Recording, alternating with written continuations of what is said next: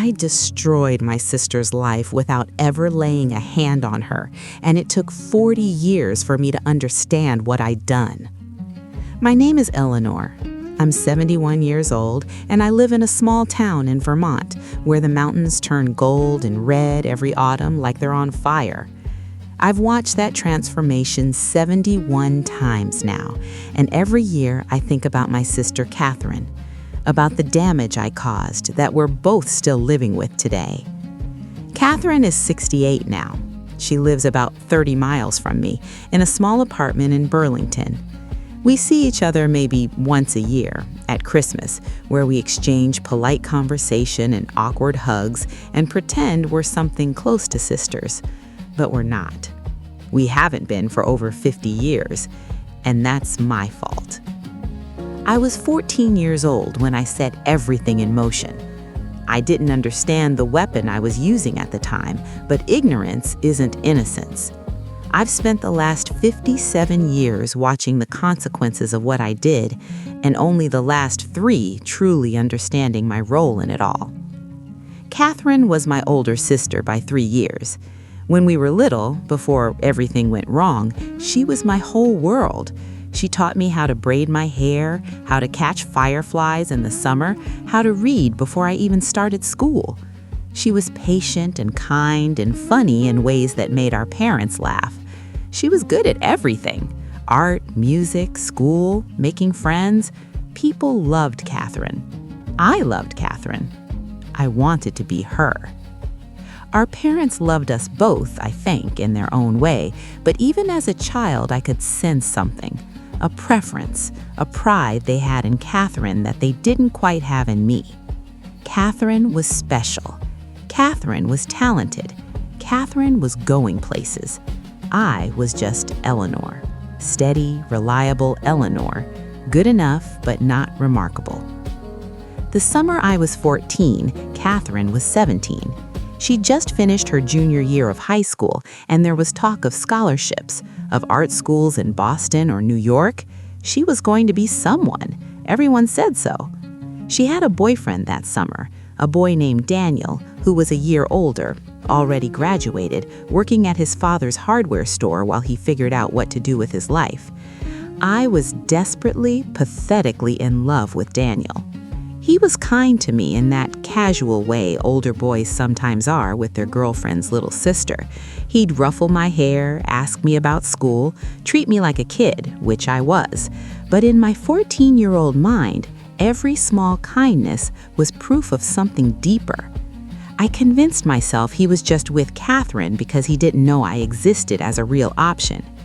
I know how it sounds, foolish, childish, the desperate fantasies of a lonely girl who confused kindness with love and sibling rivalry with romantic competition. But at 14, my feelings were the most real thing in the world to me. They consumed me. They made me cruel. It started small, little comments to Catherine about things Daniel supposedly said when she wasn't around.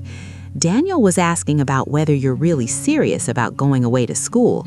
I think he's worried you'll forget about him. Planting seeds of doubt. But then I escalated. I started going into her room when she wasn't home, reading her diary, looking for vulnerabilities. I found them. She'd written about her fears that she wasn't good enough, that the praise she received was just people being nice, that she'd fail when she got to art school and everyone would realize she was a fraud. I used them. I began making small comments designed to feed those fears. Mom said Mrs. Henderson was just being polite about your painting. I'd watch Catherine's face crumble slightly, watch her doubt herself, and I'd feel a sick sort of satisfaction. The worst part came in August.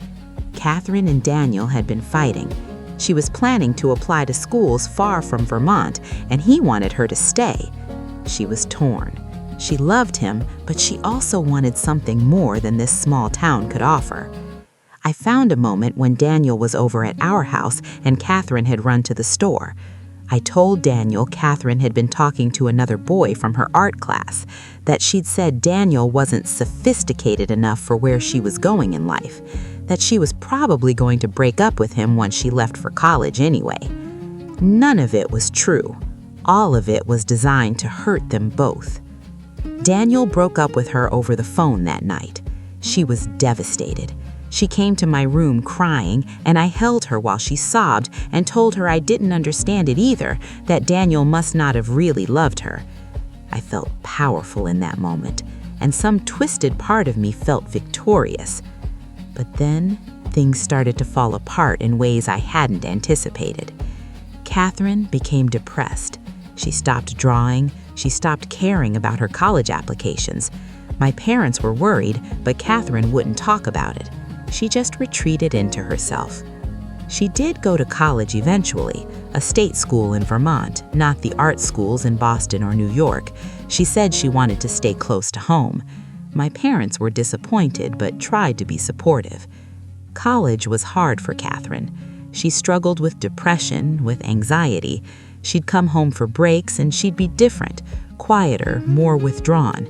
She switched majors 3 times, never quite finding her footing. She graduated eventually, but without the spark she'd once had. I went to college myself at 18, did well, got my degree in accounting, met my husband Tom in my junior year. We got married at 23, had 3 kids over the next 7 years. I built a normal, stable, respectable life in the same small Vermont town where we'd grown up. Catherine never did. She worked a series of jobs that never quite matched her talents: administrative assistant, receptionist, retail management. She had relationships that never lasted. She lived in a series of small apartments, always alone. She seemed to be going through the motions of life without ever fully engaging with it. My parents worried about her constantly. Why wasn't she using her art degree? Why couldn't she find someone to settle down with? Why did she seem so disconnected? They'd ask me if I knew what was wrong, and I'd shake my head and say I didn't understand it either. But there was a part of me that knew, a part of me that noticed how everything traced back to that summer, to that breakup with Daniel, to the moment when something in Catherine shifted and never shifted back. A part of me that wondered if I'd set something in motion that had never stopped. I pushed that part down. I had a life to live, 3 children to raise, a marriage to maintain. I couldn't afford to dwell on something I'd done as a jealous teenager decades ago. So I didn't. I told myself Catherine's struggles were her own responsibility. Years passed, decades. Catherine and I maintained a distant relationship, family gatherings, obligatory phone calls on birthdays and holidays. We were polite, we were civil, we were strangers who happened to share DNA and a childhood. Our parents died within a year of each other. Dad first, a stroke at 73. Mom followed 11 months later from cancer.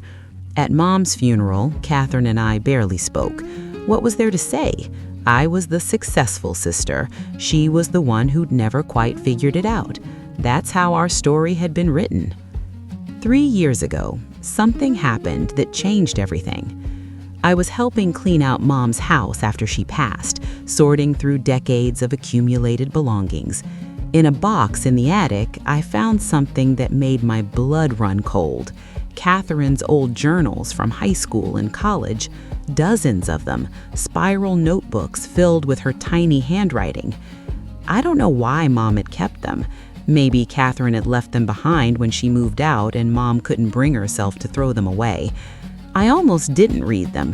What good would it do to wade through my sister's teenage angst from 50 years ago? But something made me open one, and then another, and another. I spent 3 days reading through decades of my sister's inner life, and with each page I felt my carefully constructed story about myself crumble into dust. Catherine knew. She'd always known. In an entry from when she was 19, barely a year after that summer, she'd written, "I know Eleanor said something to Daniel. I don't know what exactly, but I know she did. She's always been jealous of me, and I should have protected our relationship better. But I was so hurt by him leaving that I couldn't think straight, and now I don't know how to trust anyone. If my own sister could betray me like that, who is safe? Entry after entry, year after year, she referenced it, not with anger, that might have been easier to read, with sadness, with this bone-deep sorrow that her own sister had betrayed her, and that betrayal had somehow opened a crack in her foundation that she never figured out how to repair. She wrote about how losing Daniel wouldn't have mattered so much if it hadn't come paired with losing her trust in me, in family, in the safety of home. She wrote about how it made her question everything. She wrote about the depression that followed, the anxiety that never fully went away. She wrote about therapy sessions in her 20s where she tried to explain her trauma was her baby sister's cruelty, but it sounded too small to have derailed her life. She wrote about feeling ashamed for letting it matter so much. She wrote about choosing safe, unfulfilling jobs because she was too afraid to pursue art, too convinced she'd fail, too damaged by self-doubt to take risks. She wrote about relationships she sabotaged because she couldn't fully trust anyone after learning that even sisters could be enemies. And she wrote about me, about watching me build a perfect life, about seeing me at family gatherings with my husband and children, about hearing our parents praise me, about wondering if I ever thought about what I'd done, if I ever felt guilty, if I ever connected her struggles to that summer. Eleanor probably doesn't even remember, she wrote when she was in her 50s. It was probably nothing to her, but it was everything to me. It was the moment I learned that love wasn't safe, that the people closest to you could hurt you most, and I never figured out how to unlearn that lesson. I read those words sitting on Mom's attic floor, surrounded by dusty boxes and old journals, and I understood for the first time what I'd actually done. I hadn't just interfered in a teenage relationship. I'd strategically attacked the most vulnerable parts of my sister at a moment when she was already fragile. I'd weaponized my knowledge of her insecurities. I'd destroyed her trust in the one person who should have been safe, her sister. And then I'd watched her struggle for 50 years and told myself it wasn't my fault. The guilt that hit me was crushing. I spent weeks barely functioning. My husband kept asking what was wrong. I couldn't explain. How do you explain that you've just discovered you destroyed someone's life and spent decades pretending you hadn't? I went to therapy. At 68 years old, I finally went to therapy. I brought Catherine's journals and I read passages to my therapist, and I said out loud, for the first time in my life, what I had done. I destroyed my sister's ability to trust. I set her on a path of self-doubt and fear that she's still on today, and I spent 50 years pretending I hadn't. My therapist was quiet for a long moment.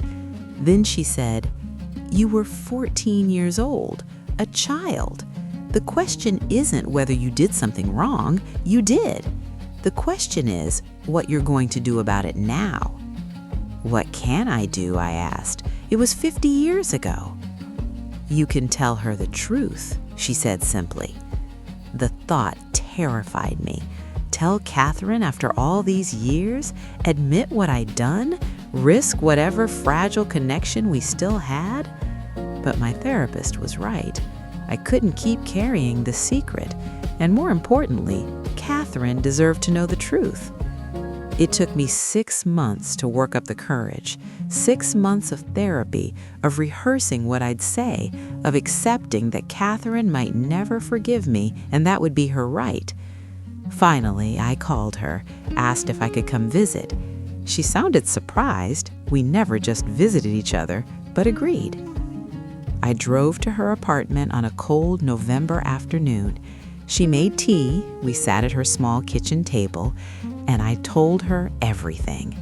I told her about the jealousy I'd felt as a 14-year-old, about the lies I'd told Daniel, about reading her diary and using her insecurities against her, about watching her struggle for decades and never connecting it to what I'd done, about finding her journals and finally understanding the full impact of my cruelty. She sat very still while I talked, her hands wrapped around her tea mug. When I finished, there was a long silence. Then she said, "I know. I've always known." "I'm so sorry," I said and started crying. "Catherine, I'm so sorry. I was a stupid, jealous kid and I hurt you in ways I didn't understand. And I've spent 50 years running from what I did. And I'm sorry. I know that's not enough. I know I can't undo it. But I need you to know that I understand now. I understand what I did to you." She was quiet for a long time, looking out her kitchen window at the November gray. Then she said something I didn't expect. "I've been waiting 50 years for you to say that." We talked for hours that day. She told me about the impact my betrayal had on her life, not to punish me, but because she'd never had the chance to say it out loud to me before. She told me about the therapists, the medication for anxiety and depression, the opportunities she'd been too afraid to take, the relationships she'd sabotaged, the art she'd stopped creating because she couldn't silence the voice in her head telling her she wasn't good enough. And I listened, really listened. For the first time in 50 years, I was fully present with my sister, hearing her pain, acknowledging my role in it. Before I left that day, I asked her if there was any way to make amends, anything I could do. She couldn't answer. She didn't know if she could fix 50 years of damage. But maybe we could try to have some kind of relationship now, a real one, based on honesty instead of pretending. That was 3 years ago. Catherine and I are rebuilding something. It's slow, it's hard. It's nothing like the sisterhood we had when we were little, and it never will be. Too much time has passed. Too much damage has been done. But it's real. We talk on the phone every few weeks now. Real conversations, not just polite small talk. We've started meeting for lunch once a month. Last summer, I went to an art show where she had a piece displayed, her first public showing in over 40 years. She started painting again, tentatively, trying to reconnect with the part of herself I helped her lose. I've told my own children the full story, not to burden them, but because they deserve to know. My daughter said, "Mom, you've been so hard on yourself your whole life. Now I understand why. But you were a kid. Kids do terrible things sometimes. What matters is that you finally took responsibility." I've been volunteering with a youth mentoring program, working with teenage girls. I can't undo what I did to Catherine, but maybe I can help other young girls navigate jealousy and insecurity in healthier ways. And I've been learning to forgive myself. Not because what I did was okay, it wasn't, but because punishing myself forever doesn't help Catherine and doesn't help anyone. What helps is taking responsibility, making amends where possible, and living differently going forward.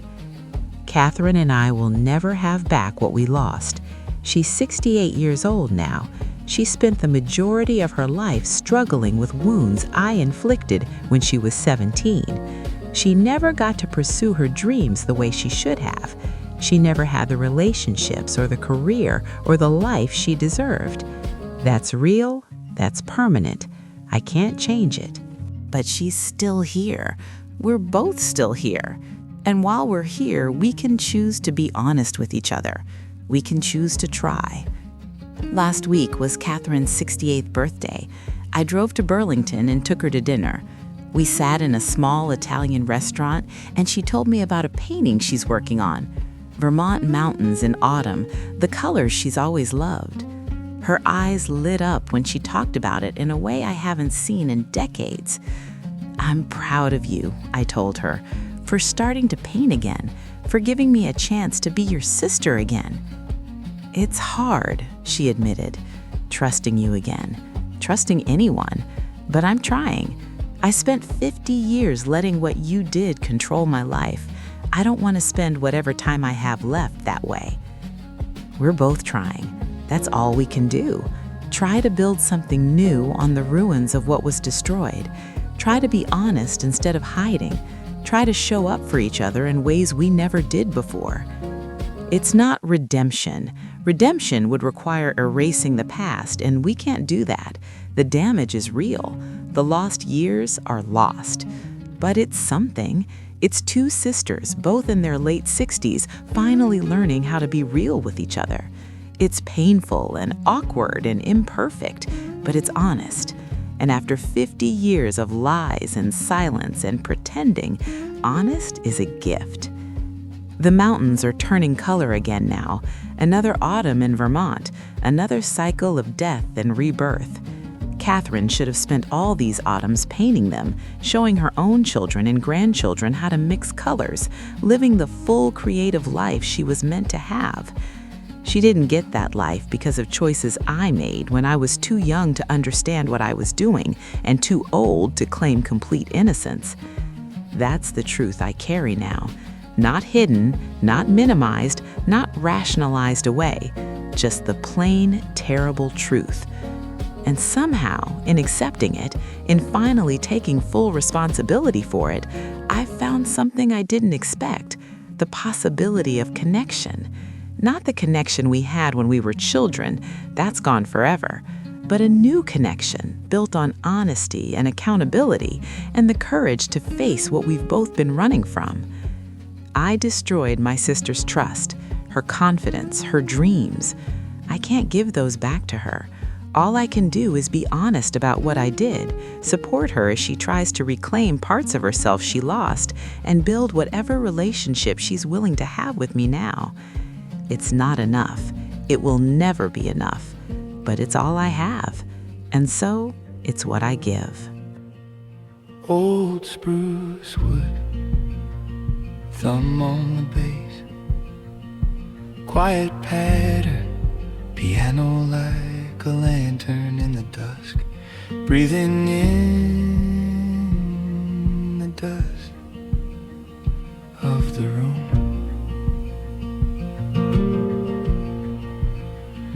Ancient past, stone worn thin by names forgotten, boot prints, bare feet, every burden. I take my place among them, where wisdom meets the journey, not in books stacked to the ceiling, but in calloused hands and tired shoulders, sharing bread at the